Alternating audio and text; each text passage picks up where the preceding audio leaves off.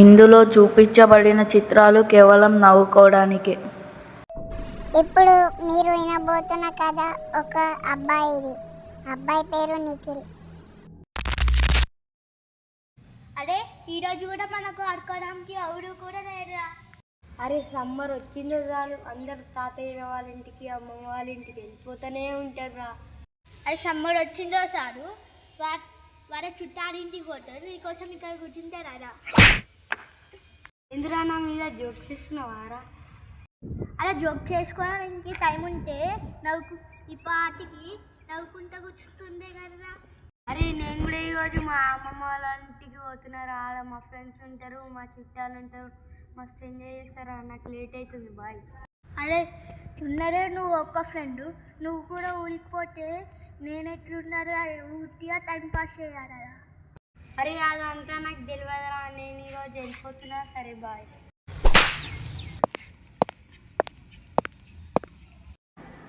ఇప్పుడు నేను ఒక్కడనే ఉన్నా, నాతో ఎవరు లేరు, నాకు ఫ్రెండ్స్ లేరు.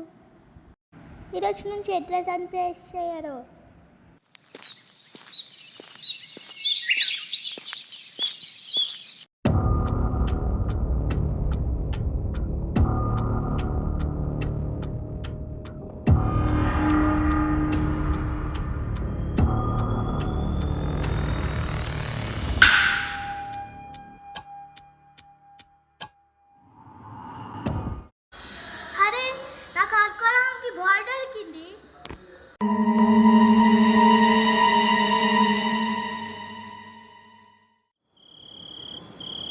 ఆ బాల్ నాది, నువ్వు ఆ బాల్ నాది.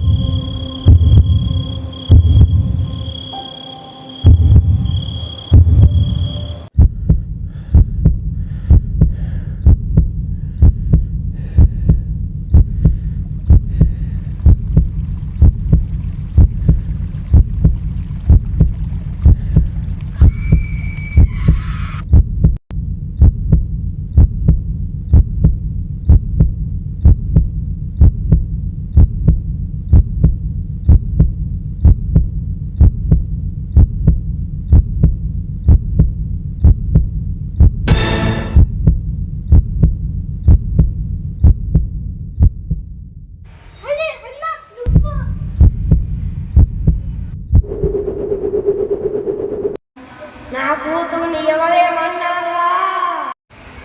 నాకేస్తాను.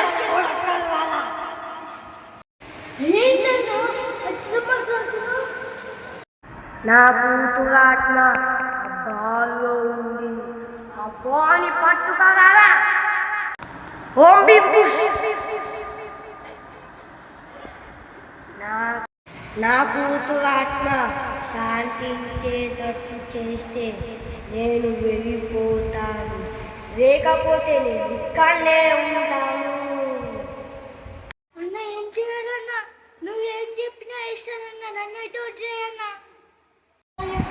10th బ్లాక్ మేడ పైన నా కూతురుది బంధించారు. దానికి కాపలగా ఉన్నాను. దానిని దాటి నా కూతురు ఆత్మని విడిపించండి, అప్పుడే నేను శాంతిస్తాను. నీకు తోడుగా నీ మిత్రుడిని పట్టేషం చేస్తాను, అక్కడికి తోడుకో. ఓం భీం బుష్. సరే అన్న, నన్ను ఏం చేయకుండా పోతున్నా. అరే అది మొత్తం పెద్ద స్టోరీరా. నువ్వైతే ఫస్ట్ నాతో తోడుగా రారా, ఒక దగ్గరకు పోవాలి. ఒకరిని కొట్టి ఆ బాటిల్ నుంచి ఆత్మని తీసేయాలి. ఏమాత్మ రాదంటే ఏంటిది? అరే అంతా అరే ఎటురా అన్న బాటిల్ అన్న దండం పెడతా.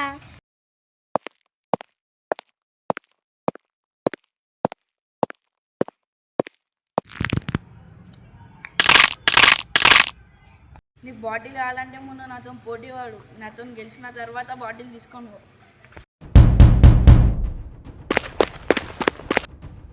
నా మీద చేసావారను